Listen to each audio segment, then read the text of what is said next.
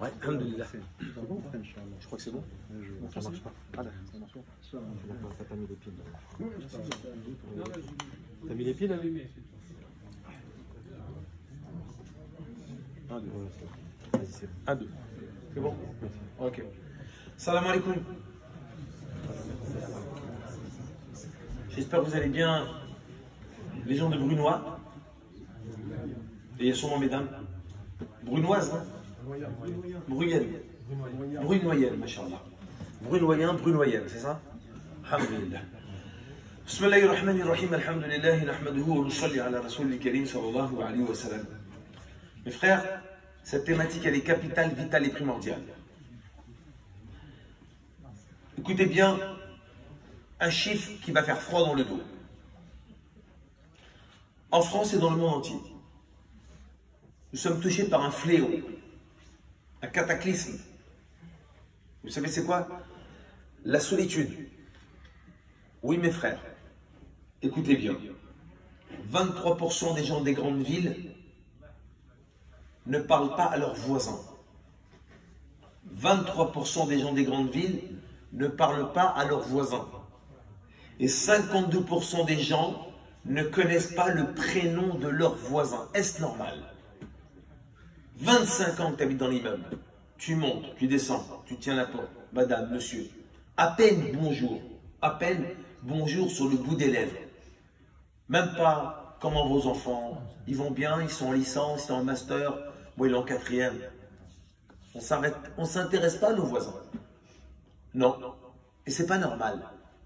Parce que la normalité, nous allons la voir. La normalité, elle est dans l'islam. Et nous, on est musulmans. Donc, normalement, on devrait connaître nos voisins. Parler avec nos voisins. Être au service de nos voisins. Aider nos voisins. Se soucier de nos voisins. Oui, nous allons commencer par ce verset du Coran. Et mes frères, ce verset, comme le prophète alayhi salatu wassalam le dit bien, Al-Qur'an hujja laka wa alayka. Le Coran sera un argument pour toi ou contre toi le jour du jugement. Il ne faut pas croire qu'Allah tabaraka wa ta'ala il va laisser passer les versets. Vas-y, c'est pas grave, je fais reset. Si nous on va faire reset, c'est notre affaire. Mais Allah tabaraka wa ta'ala, on sera obligé de rendre des comptes. Le jour des comptes. Allah dit dans Surat Nisa, chapitre 4, les femmes, Surat médinoise, verset 36.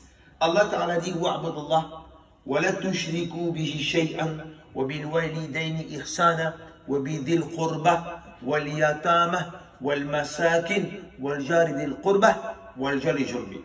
Dans le sens Allah Ta'ala dit adorer Allah, ne lui attribuer aucun associé. Ayez un comportement d'excellence envers vos deux géniteurs, un comportement d'excellence envers vos proches parents, un comportement d'excellence envers les orphelins, un comportement d'excellence envers les pauvres, un comportement d'excellence envers les voisins proches et un comportement d'excellence envers les voisins loin. Être bien, ça ne nous intéresse pas. Être excellent, c'est ce qui est demandé. Et dans tous les domaines, hein. Puisqu'elle a dit on doit être excellent avec les parents, excellent avec les proches parents, excellent avec quoi? Ben, les orphelins, excellent envers les pauvres, excellent envers les voisins proches, excellent envers les voisins loin. Le musulman, il doit être excellent dans tous les domaines. Parce que c'est demandé par Allah. Allah n'a pas dit Hassan, il a dit Ihsan. Un appel du maître de l'univers qui dit vous les musulmans, jusqu'à la fin des temps, vous devez être excellents. Avec qui? Les voisins proches, les voisins loin. Bon, on va se poser cette question, parce que tous les savants se sont posé la question pendant des siècles. Mais qui est ce voisin dont Allah mentionne dans le Coran? 1. Ibn Hajar al-Asqalani, dans son grand recueil qui s'appelle Al-Fath al-Barri, du 7e siècle, de 16 volumes. Et il dit au volume, écoutez bien, 10, page 441. Il dit le voisin dont Allah mentionne dans le Coran, c'est le musulman, le non-musulman, le voisin proche, le voisin loin, l'ignorant, le savant, l'ascète, le pervers, l'inconnu et le connu. Tous ces gens-là, c'est le voisin qu'Allah mentionne dans le Coran. Ibn Kathir, dans son Exégèse, dit, écoutez bien, au tome 1, page 441, que le voisin dont Allah mentionne dans le Coran, eh bien le voisin proche, c'est le musulman. Et le voisin loin, c'est le non-musulman. Et d'autres savants ont dit que le voisin proche, eh bien c'est celui qui est à proximité. Et le voisin loin, c'est celui qui est éloigné. Pendant 14 siècles, les savants vont ouvrir des fenêtres, juste pour comprendre le mot voisin dans le Coran. Mais Allah nous dit attention d'être excellent envers tous ces types de voisins qu'Allah mentionne dans le Coran. Alors mes frères, écoutez bien ce hadith du prophète Mohammed sallallahu alayhi wa sallam. Dans le recueil de l'imam At-Tirmidhi, au tome 5, page 441, hadith 2305, authentifié par les muhaddithun, nous raconte que Abu Hurairah radiallahu anhu, qui est le narrateur, dit que le prophète alayhi salatu nous a réunis, nous et les compagnons. Et il a dit, qui va apprendre ces paroles de moi pour les mettre en pratique ou les transmettre à quelqu'un afin qu'il puisse les transmettre et les mettre en pratique. Très bien. Le narrateur a levé la main, Abu Hurairah. Le prophète lui prend la main. Écoutez ce qu'il lui dit. Taqi al-mahariba takunu a'bad al-nas. Warda bima qasam Allah laka takunu aghna al-nas. Wa ahsan ila jarika takunu mu'minan. وحب للناس ما تحب لنفسك تكون مسلما ولا تكثر الضحك فإن كثرة الضحك تميت القلب. Le prophète alayhi salam dit quoi? Protège-toi des interdits d'Allah, tu seras l'homme le plus pieux de la terre. 2. Contente-toi de ce que Allah t'a donné, tu seras l'homme le plus riche de la terre. 3. Aie un bon comportement avec ton voisin, tu seras un vrai croyant. 4. Aime pour les gens. Les nas, il n'a pas dit les musulmans ou les frères. Aime pour les gens ce que tu aimes pour toi-même, tu seras un vrai musulman. Et n'exagère pas dans le rire, car l'exagération du rire amortit le cœur. On se rend compte que nous, si on veut devenir des croyants, on doit avoir un bon comportement avec qui? Dites-le, les voisins. Deuxième hadith. 2464, dans le recueil de l'imam Al-Bukhari. Mes frères, je vous le dis, tant pis pour nous. Je l'espère du fond du cœur et du plus profond de ma pensée que ce hadith tombe entre les mains des non-musulmans. Et j'espère que les non-musulmans dans le monde vont tomber sur ce hadith, le lire, parce que s'ils tombent dessus, soit on est mort, soit on est sauvé. S'ils tombent sur ce hadith des non-musulmans, je vous le dis, soit on est mort, soit on est sauvé. Vous êtes prêts à l'écouter? Le prophète alayhi salatu salam, selon Abu Hurairah, dit que le prophète alayhi salatu salam va jurer 3 fois. Et pourquoi il va jurer? Parce que quand on jure en islam, on jure au nom de qui? On prend qui comme garant? Quand on dit Wallah, je prends Allah comme témoin, d'accord, qui va témoigner pour moi de ce que je vais dire auprès des gens. Et quand je vais jurer, bon, c'est bon, le gars, c'est sûr, il ne peut pas mentir, parce qu'il a juré au nom d'Allah. C'est pour ça qu'il y a des gens aujourd'hui qui prennent des témoins, 30, 40 témoins. Pourquoi? Pour donner une information, pour être sûr et rassurer les gens de ce que je dis, c'est vrai. Mais nous, quand on jure, on ne prend pas 30, 40 témoins pour rassurer les gens de ma parole. Je prends le créateur des milliards d'êtres humains. C'est pour ça qu'il ne faut pas rigoler quand on jure au nom d'Allah. Et le prophète, il va jurer 3 fois. Pourquoi? Pour faire comprendre aux Sahaba que je vais prendre le créateur de l'univers comme témoin de ce que je vais dire. Et il leur dit, Wallahi la yu'minu. Et une deuxième fois, Wallahi la yu'minu. Et une troisième fois, Wallahi la yu'minu. Je jure par Allah que vous n'êtes pas croyants. Et je jure encore une fois par Allah que vous n'êtes pas croyants.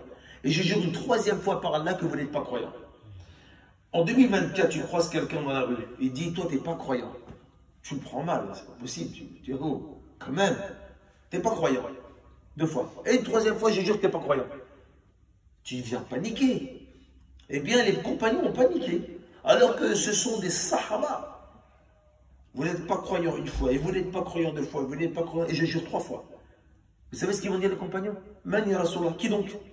Alladhi la ya'man jarahu bawa'iqahu. Celui dont son voisin n'est pas à l'abri de ses méfaits. Tu n'es pas croyant si ton voisin flippe de toi. Si ton voisin a peur de toi, tu n'es pas croyant. Exemple, tu es chez toi, tu habites au rez-de-chaussée. Les fenêtres, elles sont au niveau des gens. Tu décides ce soir de dormir avec madame et les enfants, chacun dans son lit. Mais tu dis à tous tes enfants et à ta femme que ce soir, je laisserai ouvert la porte de l'appartement en grand et les fenêtres en grand. Tu dors tranquille ou tu dors pas tranquille? Tu dors tranquille ou tu dors pas tranquille? Pourquoi? Parce que tu as peur que quelqu'un rentre et viole ta femme. 2, qui te kidnappe tes enfants. Et 3, qui te cambriole. Tu ne peux pas dormir tranquille. Tu dormiras tranquille que quand tu auras la fenêtre fermée et la porte fermée. Eh bien, le prophète dit, Wallah, vous n'êtes pas des croyants 3 fois, celui dont son voisin a peur de ses méfaits. Le voisin, il n'est pas tranquille. Mes frères, vous savez, vous voulez relooker l'image de l'islam? Eh bien, c'est simple. On espère que tous les non-musulmans qui habitent cette planète, tous les non-musulmans qui habitent cette terre, eh bien, nous, on espère qu'un jour, ils disent, j'aimerais bien habiter à côté d'un musulman. J'aimerais bien que mon voisin soit un musulman. Tu sais, chérie, si on déménage dans cette ville, j'espère que notre voisin, ça sera un musulman. Ouais. Normalement, les non-musulmans, quand ils rentrent dans une ville, on leur attribue un appartement. Ils se disent, oh là là chérie, j'espère que si on nous attribue un appartement, que notre voisin, au moins du haut, c'est un musulman, ou celui du bas soit un musulman, ou encore j'espère que celui de droite ou de gauche soit des musulmans. Parce que je sais que si on habite et notre voisin, c'est un musulman, on pourra laisser les clés de nos appartements quand ils iront en vacances. On sait que quoi qu'il nous arrive, ils vont nous aider. Ils seront à notre secours. J'espère que les non-musulmans vont tomber sur ce hadith. Parce que soit on est sauvé, on va le pratiquer, ou soit on est mort. Parce qu'ils vont nous dire dans la rue, vous n'êtes pas des croyants. Parce que si un musulman te dit tu n'es pas croyant, tu te prends mal. Mais si un non-musulman dans la rue te dit, monsieur, vous n'êtes pas croyant, quand même, je suis tombé sur une parole de votre prophète qui a dit que vous n'êtes pas croyant si votre voisin n'est pas en sécurité.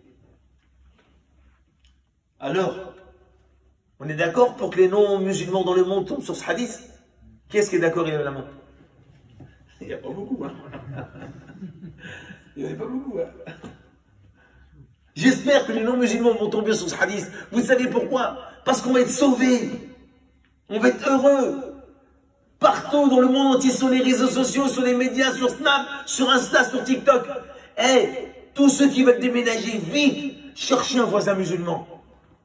Parce que leur prophète leur a dit, vous n'êtes pas croyants si votre voisin a peur de vous. Et comme ils ont peur d'Allah, ils ne vous feront jamais peur. Ce hadith, ça suffit pour qu'on change. Mais je vous assure que si le monde entier apprend ce hadith-là, l'image de l'islam va monter, mashallah, comme jamais. Elle va gagner des années perdues qu'on a eues. Des années où on ramait, où on était humilié, critiqué dans les 4 coins de l'humanité, sali de tous les niveaux. Là, s'il tombe dessus, vous voyez, deuxième hadith, très bien. Troisième hadith, dans le recueil de l'imam al-Bukhari, au hadith 6018.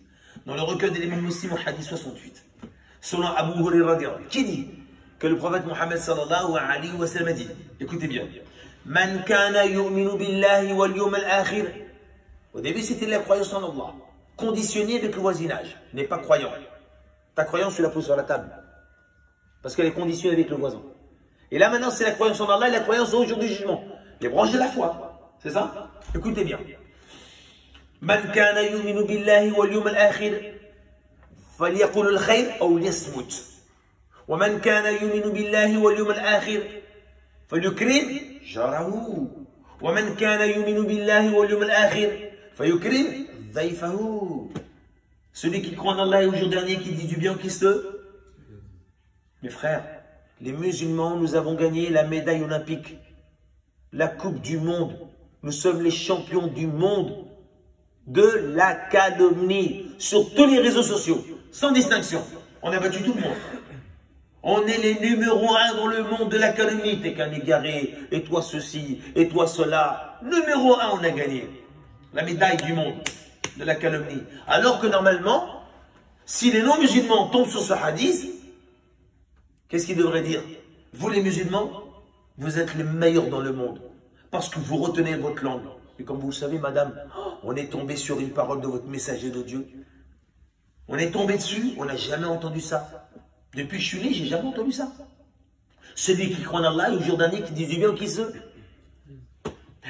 C'est pour ça que j'ai appris auprès d'un savant qu'il y avait 3 langages. L'urat al-qawl, le langage de la parole. L'urat al-sumt, le langage du silence. Ou l'urat al-amal, le langage des actions. Les 2 meilleurs langages, c'est quoi? L'urat al-sumt ou l'urat al-amal. Les 2 meilleurs langages sont quoi? Le langage quoi? Du silence et le langage des actions.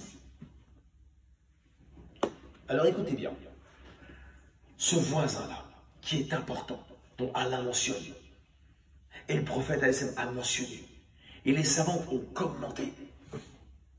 Vous êtes prêts à écouter ce hadith? Dans le recueil de l'imam al-Bukhari qui s'appelle Adab al-Mufrad, au hadith 112. Dans le recueil, écoutez bien, Kafsh Sita de l'imam Abdullah al-Bazzar nous raconte que le prophète Mohammed sallallahu alayhi wa sallam veut dire Ma amanabi. Vous savez ce que ça veut dire? Ne crois pas en moi. Tout à l'heure, c'est ne crois pas en Allah, vous n'êtes pas croyant. Après, c'est vous n'êtes pas croyant en Allah et vous ne croyez pas au jour du jugement. Après, c'est quoi? Ne crois pas en moi. Les frères, qu'est-ce qu'on fait? On fait la shahada ou quoi? Ne crois pas en moi. Ma amanabi. Man bata shab'an. Wa jaru ila junbihi ja'i'an wa ya'lamu bi. Ne crois pas en moi celui dont son voisin, non, ne crois pas en moi celui qui dort le soir repu, rassasié, le ventre plein, en arabe, karsha amma. Ne crois pas en moi celui qui dort le soir, le ventre rassasié, et dont son voisin, dont il est à côté de lui, a faim, était au courant. Tu ne crois pas en moi? Qui sait aujourd'hui que son voisin a faim ou non? Qui le sait? On ne sait pas. Pourquoi? Parce que, on ne parle pas nos voisins, et en plus, on ne connaît même pas le prénom de nos voisins. On ne sait même pas, nos voisins, si leurs enfants ils font des études, pas d'études. Que le monde crève. Que le monde crève. On ne dit pas ça, que le monde crève. Mais nous, on est en train de crever à l'intérieur. On est en train de crever à l'intérieur. La foi, qu'elle monte, crescendo, elle descend tous les jours. Pourquoi?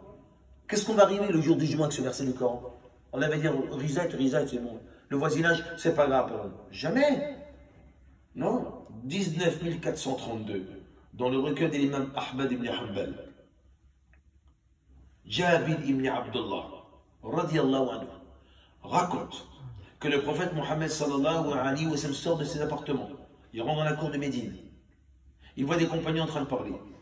Il s'approche d'eux. Il leur dit, de quoi parlez-vous? Il leur dit au messager d'Allah, nous sommes en train d'évoquer une femme qui est morte. Qui est cette femme? C'est une femme qui priait des prières en su des prières obligatoires. Elle nous dépasse. Hein. Nous, on est des sahaba. Elle nous dépasse. Et elle jeûne des jours en su des jeûnes obligatoires. Elle nous dépasse.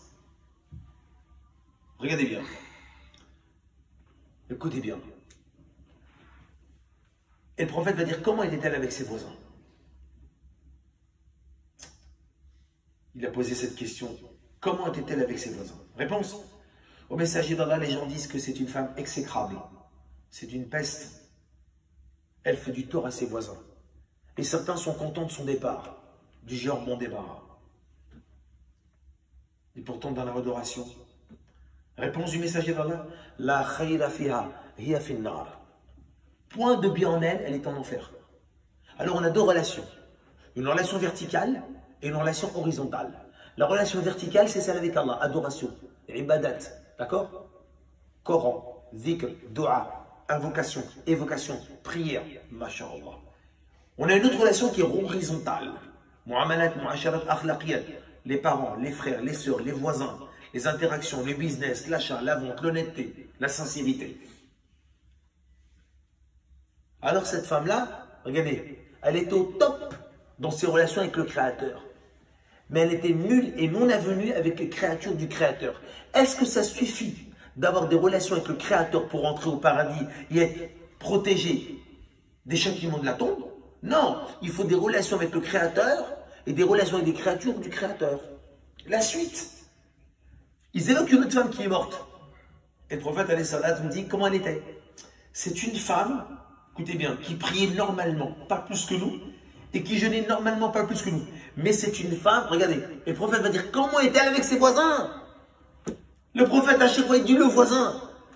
Et les compagnons vont dire c'est une femme qui donnait du fromage à ses voisins, tellement généreuse que les gens sont tristes de son départ. Elle nous manque. Et le prophète lui répond, quant à elle, elle est au paradis. Vous avez vu? L'autre, elle adorait Allah plus que tout le monde, elle est en enfer. L'autre, elle adorait Allah normalement, elle est au paradis. La place en enfer, le mauvais voisinage. La place au paradis, le bon voisinage. Vous avez vu comment on va être? C'est pour ça que dans les recueils de l'imam Ahmad ibn Hanbal, la première chose auquel on sera interrogé dans les conflits le jour du jugement, c'est concernant le voisinage. Et en France, les premières sources de litige dans les tribunaux, c'est le voisinage. C'est pas pour rien. Première source de litige dans les tribunaux en France, c'est le voisinage. C'est pas le cambriolage. Et pareil pour nous, c'est le voisinage. Alors comment ils étaient? Comment ils étaient ces stars, ces sahaba? Vous êtes prêts à écouter? Dans le recueil de l'imam Muslim, 2630. Écoutez bien. D'après Abu Huraira qui nous raconte qu'un jour le prophète alayhi salam rencontre Abu Dhar al-Ghifari, éminent compagnon, anciennement voleur. Il va devenir l'un des plus pieux de l'islam. Alors qu'il était comment? Voleur. Radiallahu anhu. Il le rencontre et écoutez bien ce qu'il lui dit. Oh Abu Dhar, quand tu cuisines un plat, n'hésite pas de rajouter de l'eau dans la gamelle afin d'augmenter le volume pour en donner à tes voisins. Je répète. Oh Abu Dhar, quand tu cuisines un plat, n'hésite pas à rajouter de l'eau pour augmenter le volume afin d'en donner à tes voisins. Dorénavant, en 2024, quand on fait les courses au magasin, on ne fait plus les courses pour notre famille. On fait les courses pour notre famille et un petit peu on rajoute pour les voisins.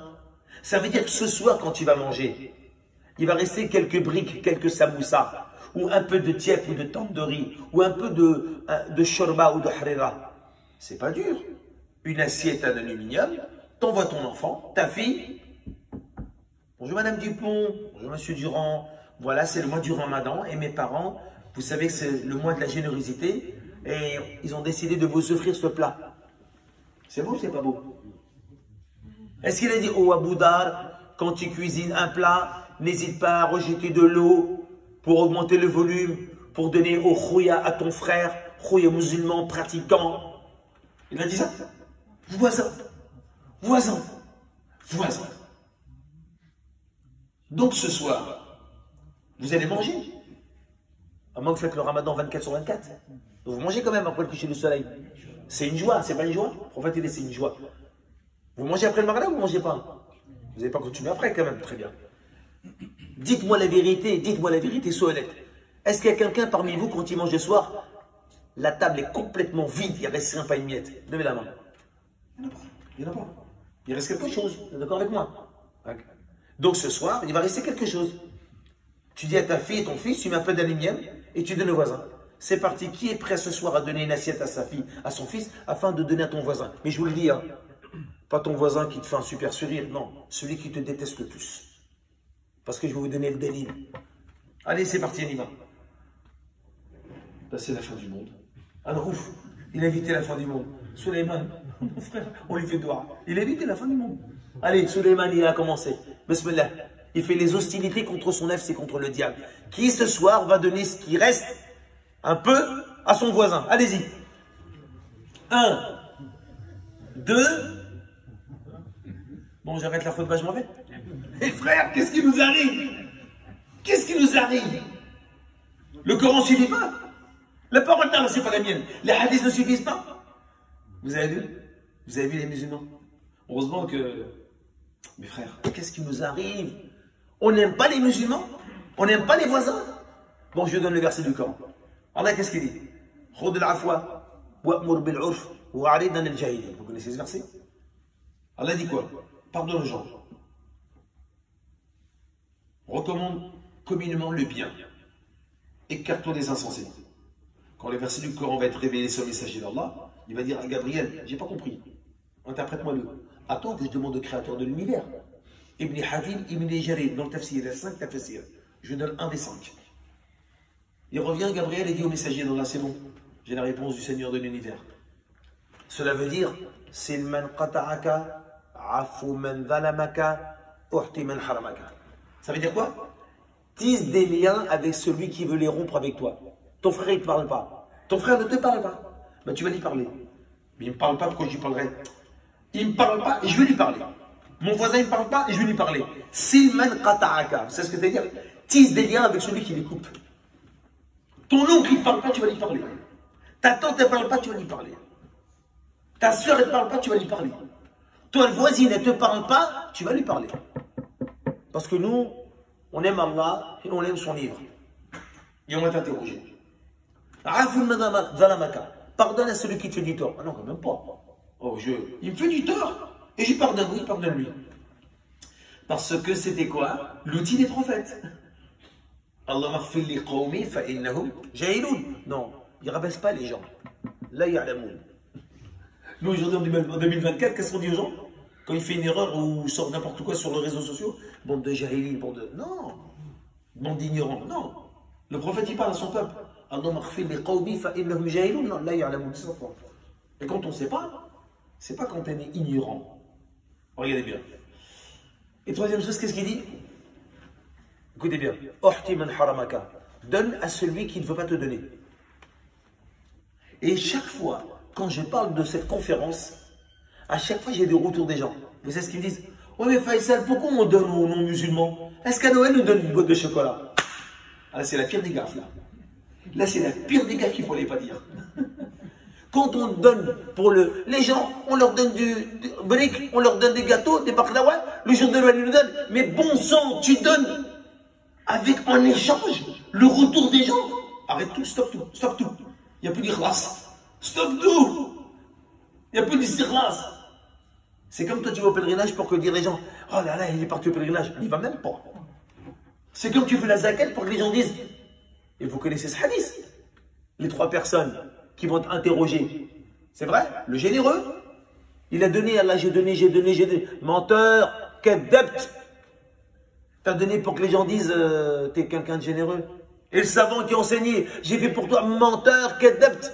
T'as fait pour que les gens disent, t'es un grand savant. Alors nous, mes frères, quand on donne aux voisins, on n'a pas l'intention de retour. On cherche qui? La satisfaction d'Allah. C'est pour ça qu'il faut donner. On donne aux gens qui ne nous donnent pas, avec l'intention qu'ils quoi? Mais qu'ils donnent. Il dit Faisal, c'est même ce que tu dis, mais il faut un dalil. Ben, je vous donne le dalil. Le dalil est dans le recueil de l'imam Bukhari. Vous vous rappelez pas ce hadith du prophète al-Islam où quelqu'un fait un rêve, quelqu'un il a décidé de faire l'aumône, il met son aumône dans la main de quoi? Le matin? D'un voleur. Et le lendemain, il fait l'aumône dans la main de qui? D'une prostituée. Et le 3e jour, il fait l'aumône dans la main de qui? D'un homme riche. Et le rêve, il a dit non, en vérité, les gens disent il a donné. Mais il t'a donné dans la main d'un pauvre, avec l'espoir que plus jamais il vole. C'est fini. Parce qu'avant, il volait par faim. C'est pas comme aujourd'hui, on vole pour faire des casses. Et la prostituée, parce qu'elle le faisait par faim, en espérant qu'elle fasse plus ça. Et le pauvre et le riche, en espérant que quoi? Ben, qu'il prenne le son lui aussi. Et puis qu'il donne. Alors, quand on donne aux voisins, c'est pourquoi? On le fait pour Allah. 2, parce que Allah nous demande dans le Coran d'être excellent avec le voisin. Et tu ne peux pas dire je suis excellent en restant comme ça. Parce que quand tu es excellent, tu te soucies des gens. Oui. Alors mes frères, et bien sûr qui écoutent, dans le recueil de l'imam Al-Muslim, 1943, selon Abu Hurairah radiyallahu anhu, et honneur aux femmes, honneur aux mamans. Et le prophète va dire aux femmes musulmanes, Aux femmes musulmanes, n'hésitez pas à faire des cadeaux à vos voisines, ne serait-ce qu'un pied de mouton. Si en 2024, tu offres un pied de mouton à ton voisin, il va le prendre comme une moquerie. Mais il y a 14 siècles, ils avaient des pierres attachées au ventre. Ils titubaient, comme des crises d'épilepsie au sol, tellement ils avaient faim. Alors une plaie de mouton à l'époque, c'était énorme. Mais rappelez-vous mes frères, et je m'adresse aux anciens, les papas, et demandez les jeunes à vos parents, ils vous le diront, c'est une vérité. Moi quand j'étais petit, je crois que c'était en 72, 73, j'avais 7-8 ans. Je partais avec ma maman, elle m'emmenait le mercredi quand on n'avait pas école. Elle m'amenait avec elle. Elle allait visiter sa voisine. Jamais nos mamans sortaient de la maison sans passer par la cuisine et prendre 1 kilo de sucre et un paquet de café. C'est vrai ou c'est pas vrai les anciens? Jamais, Eid, Chouma, nos mères, c'était des stars. Elles étaient illettrées. Elles ne savaient pas écrire. Elles ne savaient pas lire. Mais elles connaissaient la sunna mieux que nous. Aujourd'hui, on connaît le dogme. On connaît le tawhid et tout ce que tu veux. Mais quoi? On n'arrive même pas à leur cheville. En méthode de sunna. On n'arrive pas à leur cheville. On a des années d'études inscrits dans les madrasas, de sharia, de fiqh, de jurisprudence. Tu bouquines, tu as plein de livres. Nos mères, elles n'avaient aucun livre à la maison. Ni lire, ni écrire, illettrées. Mais elles connaissaient la sunna bien mieux que nous. Elles étaient à des années-lumière de nous. Aux femmes musulmanes, n'hésitez pas à faire des cadeaux à vos voisines, ne serait-ce qu'un pied de mouton. Nos mères qui nous manquent, qu'Allah élargit leur tombe. Donne-leur un paradis large comme les cieux et la terre. Et fais-leur dans ton jardin du paradis. Parce que je ne sais pas, et je vous le dis honnêtement, sincèrement, du fond du cœur, je ne sais pas si on arrivera à la dépasser. Wallah mes frères, je ne sais pas si on arrivera à dépasser nos mamans. Dans le domaine de la générosité. Elles sont imbattables. Les reines des reines. Et nous, en 2024, même pas bonjour aux voisins. Même pas comment ça va vos enfants. Même pas le prénom de ton voisin. Même pas le nom de famille de ton voisin. Même pas un plat de gâteau. Quand j'ai commencé, il y a des années, à donner des plateaux à mes voisins pendant le mois du Ramadan, je tape à la voisine, j'ai ramené un plat de gâteau pour l'Eid. La dame était contente. Oh merci, c'est gentil, attendez. Elle revient avec son porte-monnaie. Tenez, non madame, merci. Nous on n'est pas les pompiers, nous. On n'est pas les pompiers, nous. Elle a besoin d'un retour de pièces. Mais non madame, c'est gratuit. Ah bon, mais non madame, jamais nous. Parce qu'ils sont habitués, hein. C'est quand on tape à la porte les pompiers ou les éboueurs, c'est pas un calendrier gratuit, hein. Faut pas rêver les gars. Ils attendent de la pièce. Nous ça marche pas, on connaît pas ça. On donne, en retour on attend qui? L'agrément d'Allah. Elle était choquée. Parce que c'est comme ça. Tu donnes, je donne. Moi, je me rappelle, je crois que j'avais 10 ans en 75. Quelle époque! Mon voisin du 2e étage, c'était un Portugais. Moi, j'étais au 3e étage. Il s'appelait Armando. Allahu Akbar. Je n'oublierai jamais Armando, Paula, Sandra. J'étais petit à l'école. Eh ben, tu sais quoi? Moi, avec une ficelle du balcon, j'ai attaché un plat de couscous au balcon, 2e étage. Et lui, vous savez ce qu'il m'a envoyé? Attends, Faisal. La brandade de morue à l'huile d'olive. La classe. Brandade de morue, de la morue avec la purée d'huile d'olive. C'était comme ça. Les années 75. Hop, on se partageait des plats, les voisins. Hein? C'est à l'époque de nos parents quand ils sont venus en France. Il n'y a plus rien. Plus rien. Maintenant, on se connaît que sur les réseaux. Il n'y a rien du tout. Il n'y a rien du tout. Et après, on se pose la question, ouais, pourquoi la communauté, on est dans un tel état? On est détesté, on est mal aimé, hein, dans les 4 coins de l'humanité. Mais regardez, le quotidien. C'est pour ça, je l'espère du fond du cœur, que les non-musulmans vont tomber sur le hadith. Wallah, vous n'êtes pas des croyants. Frère. Qui donc? Celui dont son voisin. Et nous, mes frères, il faut quoi? Il faut relooker le blason de l'islam. On va déposer à la porte des voisins les Corans. Monsieur, dame, tenez le Coran, le miracle du miracle. Lisez ça, vous allez voir. La vérité, elle est là. Ça, c'est la vérité. Je vais te croire, mais toi, t'es quoi, toi? Tu ne représentes pas le Coran. Allah, il parle du voisinage, tu la retires cette page. Ah non, je ne peux pas, madame. Bah alors, qu'est-ce que tu fais? Après la mort, je vais demander à Allah de revenir. Ramène-moi un temps court afin que. Fa'asaddaqa, c'est ça? Wa akunu min as-salihin. Ramène-moi un verset 11, sur tes hypocrites 63. Allah, qu'est-ce qu'il dit? Allah ne retarde pas le terme dans quelqu'un, son heure est arrivée.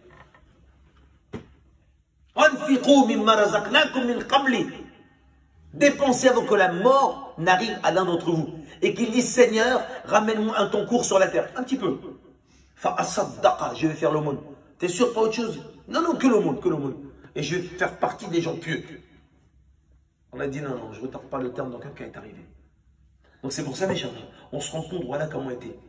Le voisinage, le comportement, la générosité. Allahu Akbar. Je vais vous donner une histoire qui est magnifique. Oh, vous payez combien pour cette histoire?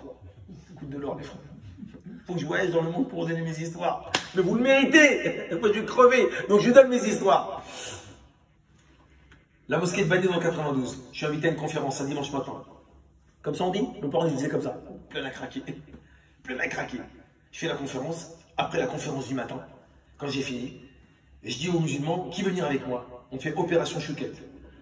Un mec avec une grosse beubare, il m'a dit bidara quoi. Attends, écoute ce que c'est avant de dire bidara. C'est quoi opération chouquette? On n'a jamais entendu parler de. Écoute, opération chouquette, c'est quoi? C'est que nous, depuis des années dans notre mosquée, le matin, on va à la boulangerie, on achète des chouquettes, et puis on va devant les abribus. Et puis les gens qui vont au travail, les étudiants qui vont à la fac, on va devant les gares, on distribue des chouquettes comme ça. Et pourquoi? On le fait pour Allah déjà. Et secondo, on le fait au nom de la mosquée, pas au nom de nous, on n'a pas besoin de se faire des éloges. Mais on le fait au nom de la mosquée, pour que les gens pensent une bonne image de la mosquée. Que la mosquée, c'est pas un monastère, on fait la prière et ça s'arrête là. Mais la mosquée, c'est quoi? Il y a la générosité, il y a l'enseignement, il y a la prière, c'est ça. À la mosquée, quand il y a une mosquée dans une ville, c'est pas que pour les musulmans. Sachez-le, la mosquée, elle n'est pas que pour les musulmans. Elle est quoi? C'est une chose de stabilité, pourquoi?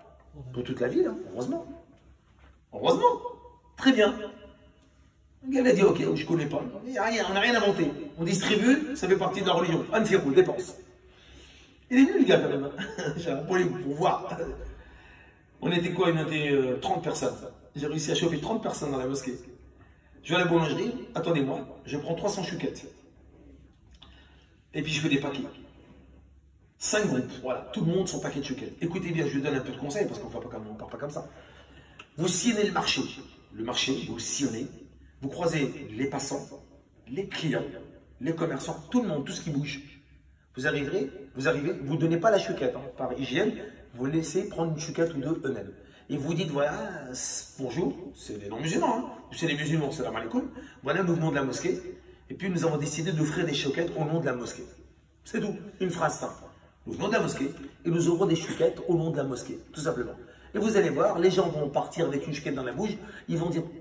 Oh, je crois que je ne regarde plus les médias, c'est fini. Maintenant, c'est fini. J'avais une mauvaise image, on disait.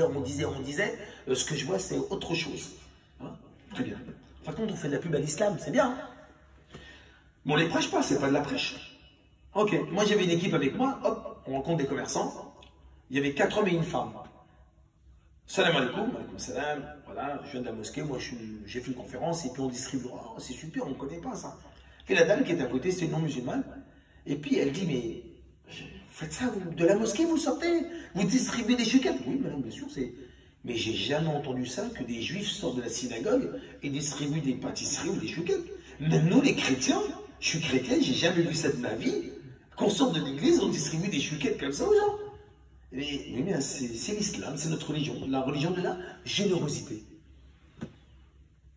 Franchement, elle était comme ça, elle était bloquée.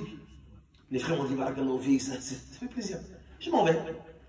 C'était un dimanche. Le mercredi, je suis sur mon stand. Je suis en train de vendre des pompes. Sac à main, pompe. Allez, mesdames, les sacs à main, les pompes, allez-y.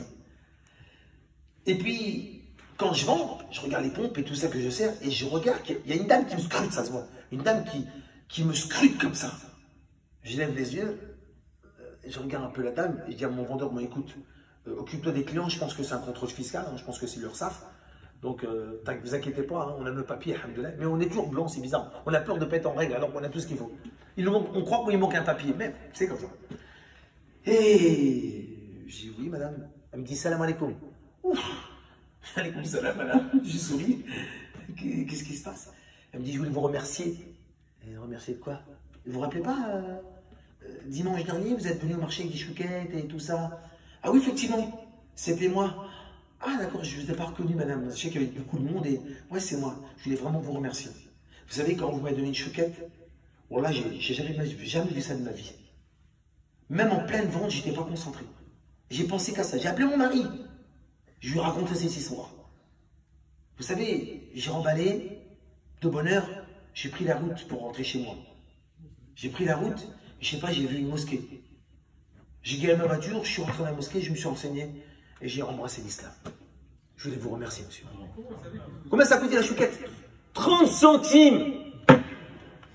30 centimes la chouquette, elle est devenue quoi?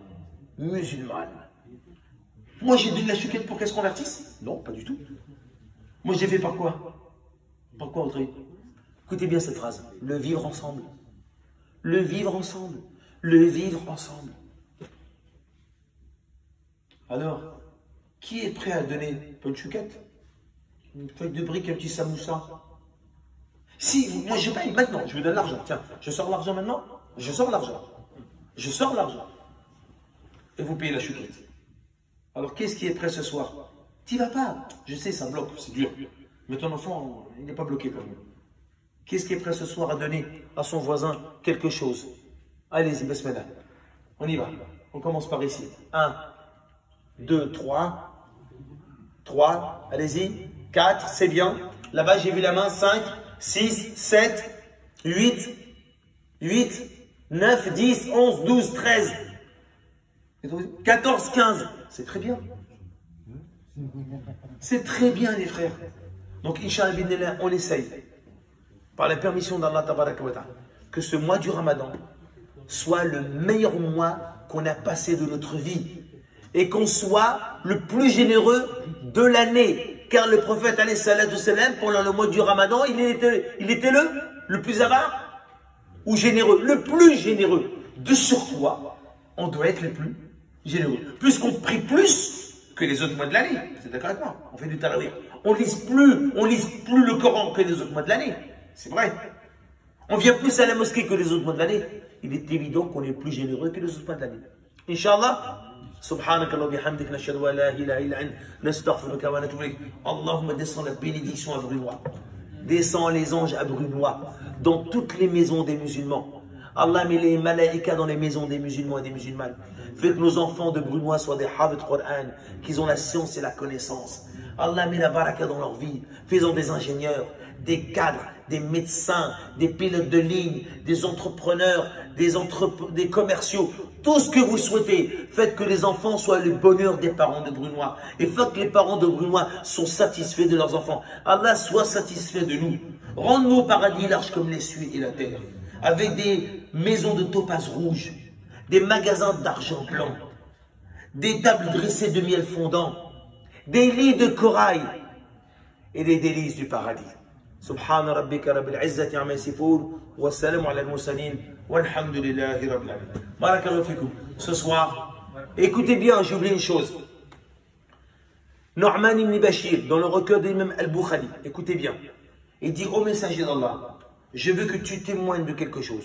Il vient, et le prophète, il donne un cadeau à son fils. Nu'man donne un cadeau à son fils. Il dit au messager d'Allah, je veux que tu témoignes que je viens de donner un cadeau à mon fils. Dans le recueil de l'imam Al-Bukhari. La version de Muslim, le prophète dit, oh Nu'man, je ne témoigne pas d'une injustice. As-tu donné un cadeau pareil à tous les autres enfants? Il dit non, alors je ne témoigne pas d'une injustice. Mes frères, le Eid va arriver, on doit donner des cadeaux à nos enfants. Mais surtout, le plus gros cadeau que tu vas faire, c'est à la princesse, ta femme. Parce que pendant ce mois-là, tu as mangé comme un pacha, tu as mangé comme un roi, tu as mangé comme un tigre, tu as mangé comme un lion. C'est vrai ou non? Tu as mangé comme un tigre, comme un pacha, comme un... Qui était dans la cuisine en train de transpirer? Et toi, tu lisais le Coran à la mosquée chez toi. Et elle dans la cuisine. Je veux que mon mari soit content de moi. Je veux que mon mari soit satisfait de moi. Je veux que mon mari ne soit pas en colère contre moi. Je veux pas le châtiment d'Allah. J'espère que mon mari est satisfait de moi. Elle ne mérite pas un cadeau. Elle ne mérite pas un gros cadeau. Wallah les femmes, on va leur faire un gros cadeau à la fin du Ramadan. Parce qu'elles ont trimé pour nous. Elles étaient à la cuisine. Elles voulaient faire plus de hizb. Elles ne l'ont pas fait. Pourquoi? Parce qu'elle voulait que son mari soit content le soir et qu'il mange comme un roi. Alors mes frères, à la fin du ramadan, c'est pas un millefeuille que tu vas offrir. C'est pas une tarte à la fraîche, je te le dis, ou une rose. Tu vas banquer, mon frère. Tu vas chez Mariolo et tu sors parfum à 80 balles. Tu ne ramènes pas trois parfums 10 balles du marché. Hein. Chouma, ça c'est pour les carreaux, mon frère. Hein. Ça va. Pour faire les carreaux, ça. Tu me ramènes J'adore de Christian Dior. Ok? Inch'Allah binillah. Qu'Allah vous garde et vous protège.